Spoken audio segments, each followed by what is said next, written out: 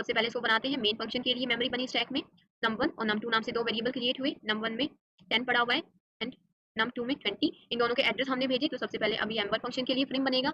n1 और n2 दोनों किस टाइप के वेरिएबल है, पॉइंटर टाइप के। तो यहाँ से जो एड्रेस भेजा हमने, सपोज num1 का एड्रेस abc 1 2 3 है, इसका एड्रेस abc 3 4 5 है। तो n1 का एड्रेस, जो num1 का एड्रेस था वो n1 को मिलेगा यहाँ पे, यानी कि abc 1 2 3।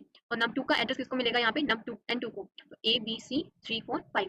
फिर एक और टेम्प नाम का वेरिएबल क्रिएट होगा और टेम्प को हमने क्या इनिशियलाइज करवाया, यहाँ पे क्या होती है डीरेफरेंसिंग, यानी कि n1 के पास जो भी एड्रेस है उसमें इनिशियलाइज कर दो टेम्प नाम के वेरिएबल में। n1 के पास किसका एड्रेस है, num1 का, num1 की वैल्यू क्या है यहाँ पे 10, तो 10 किसको इनिशियलाइज होगा, टेम्प को, तो टेम्प को भी क्या इनिशियलाइज होगा यहाँ पे 10। इस स्टेटमेंट के थ्रू n2 की डीरेफरेंसिंग हो रही है, यानी कि किसकी बात कर रहा है, num2 की। तो num2 की जो वैल्यू है जो कि 20 है वो किसको इनिशियलाइज कर रही है, n1 को, n1 की डीरेफरेंसिंग हो रही है, यानी कि num1 में n2 की वैल्यू जो कि 20 है वो किसको इनिशियलाइज हुई, num1 को। इस स्टेटमेंट के थ्रू टेम्प की जो वैल्यू है वो num2 की डीरेफरेंसिंग कर रहा है यहाँ पे। तो num2 की डीरेफरेंसिंग करके किसकी बात कर रहा है, num2 की, यानी कि num2 में क्या इनिशियलाइज कर दो, टेम्प की वैल्यू, तो यहाँ क्या है 10, तो num2 की वैल्यू